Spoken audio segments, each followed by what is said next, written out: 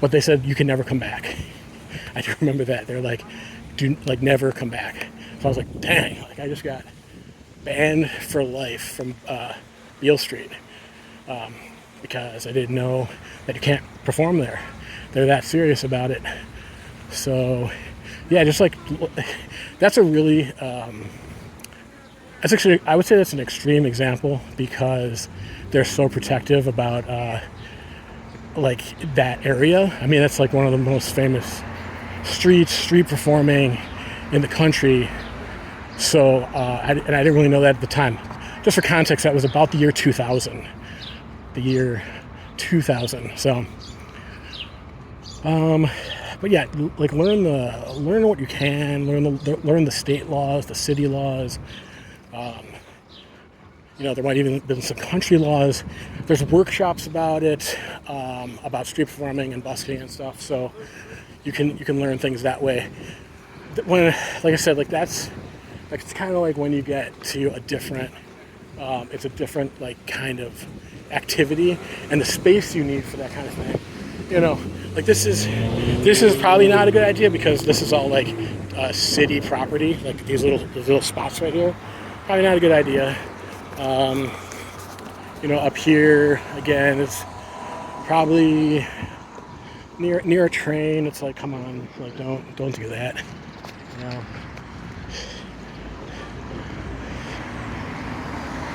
Probably not.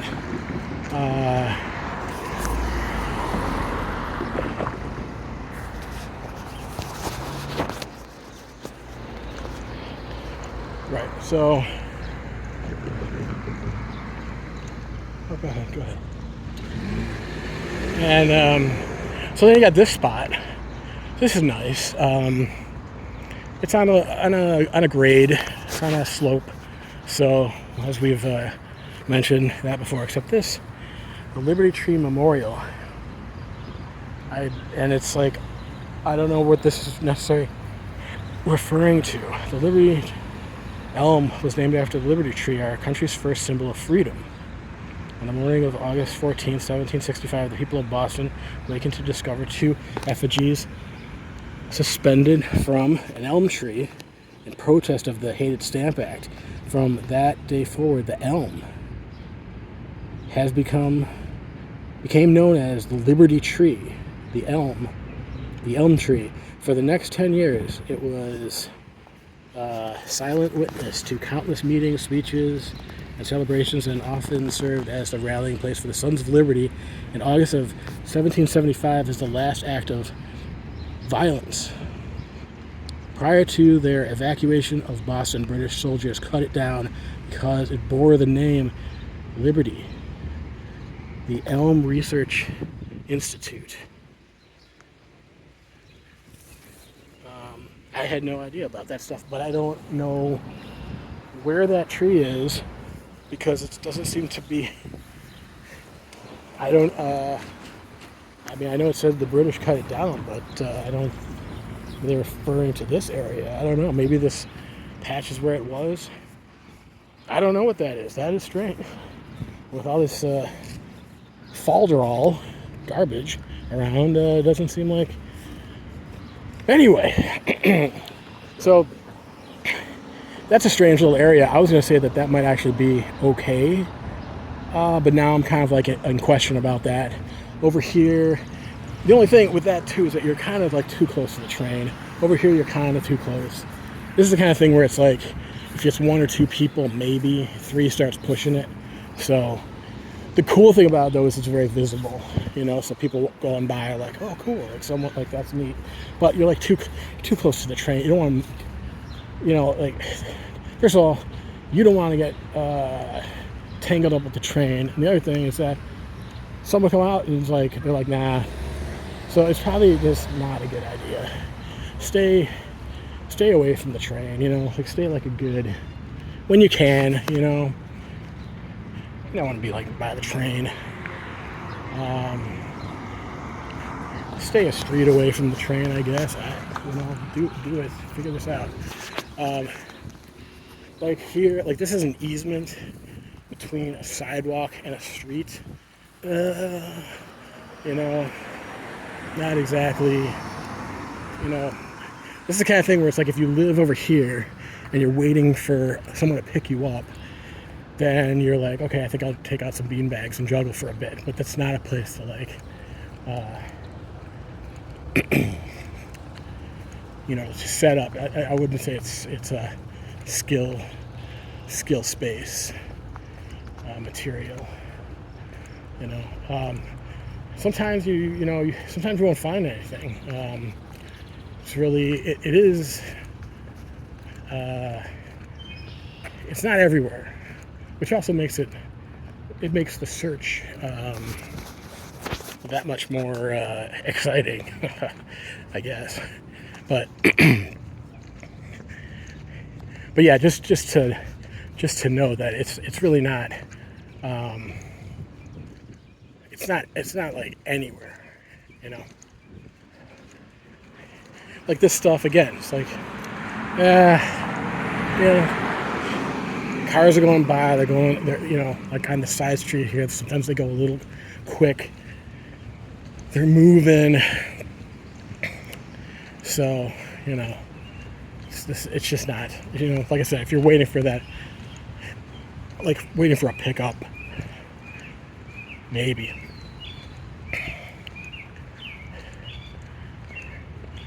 We'll figure out something about the laws about easements too eventually. My guess is that it's going to be interesting. Maybe some places have different rules in different places.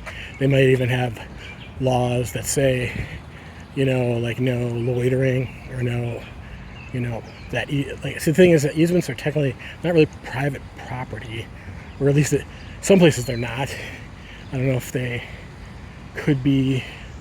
And these are big ones. This is really large easement over here, and these would be not necessarily bad places. The problem here is that now you're right in front of someone's house. It's like, come on, you don't want to do that stuff. Unless you know the people or you have permission or something. Plus, once you get into this kind of situation, it's like there's really like tons of this all over whatever town you're in. So it's kind of like what's so special about this spot? If it's your lawn, that's a whole different thing. It's your place, but like, or if it's your easement in front of where you live or where your friend lives, it's like a different thing. But just to like glom on or like take on like this one area, this one easement, like it's probably better spots for it. At that point, I guess the big thing would just be it's like where it is, like that's what they talk about in real estate. It's like location. So it's not so much about the type of ground it is, or the type of space it could be, but it's about where is that in relationship to other places or things that are important. For instance, this is what we're talking about with skill spaces and skate parks anyway. That's really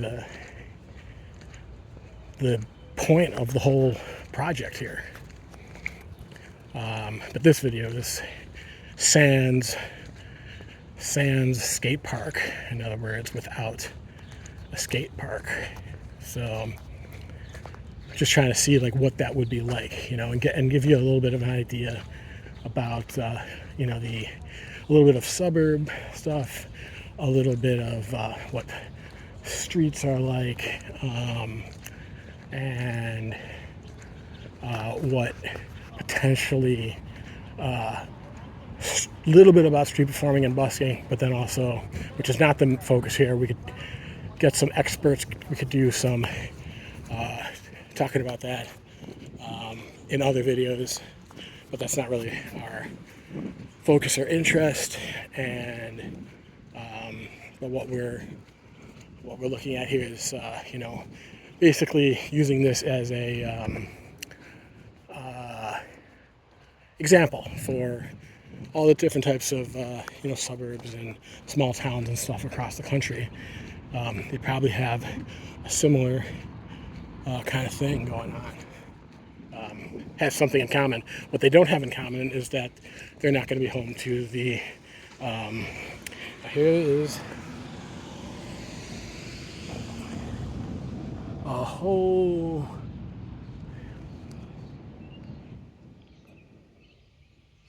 bunch of ants. So, and I'm not talking about uncles either. Yeah, that's a whole lot of ants. So, that there's ants in the environment. There's that stuff, those things that to be aware of. So trying to reduce contact with the ants, with other insects, and also preventing bug bites and stuff, other hazards in the environment that must be aware of and navigate and avoid at time, when possible for certain things. But yeah, so this spot here, probably not. This is part of the funeral home over here. So my guess is probably not a good idea. They probably own this piece of land. So even though it's in a central part of the village, the town itself, I think this is the village of Wilmette. I think so. So I mean that's where we're.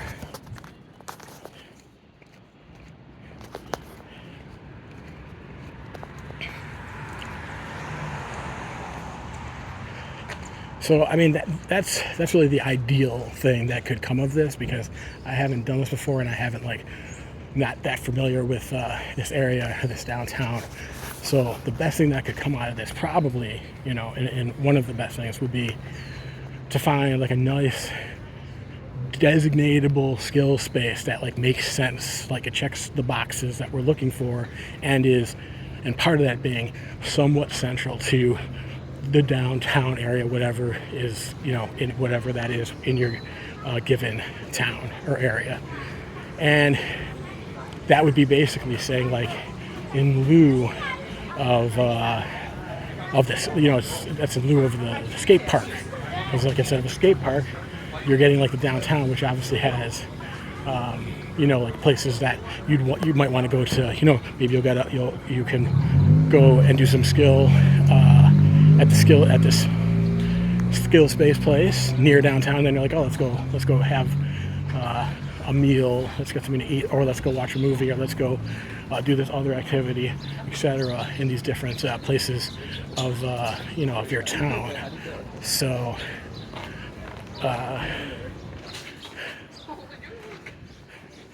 So yeah, that's just one. That would be ideal. We haven't really seen it yet. If we see it, then that will be, or if we see one or two. But that's kind of the thing. The only thing, what you're losing though, is when you say, "Hey, I'm going to meet you at the, what I was just recently at. What was that one? The Vernon Hills skate park that was built by Evergreen, the circular one, the pump park. It's pretty obvious what you mean. So it's easier to sort of have a shorthand with your compatriots and say, hey, we'll be over there at Evergreen, Whereas if you're well, we're going to be at the downtown, you'd have to come up with a name for that's how these things happen. It's you do, a name comes around, but it's just not as obvious, and especially to new people who you're inviting and stuff. It's they're we looked all over for this spot that you told us about, but we couldn't find it. And we're texting you, and then it goes back and forth, and then I know there's been missed connections because of stuff like that, at times. So yep, so this is the streets of Wilmette. Village, so the village of Wilmette, Village Hall, the metro, and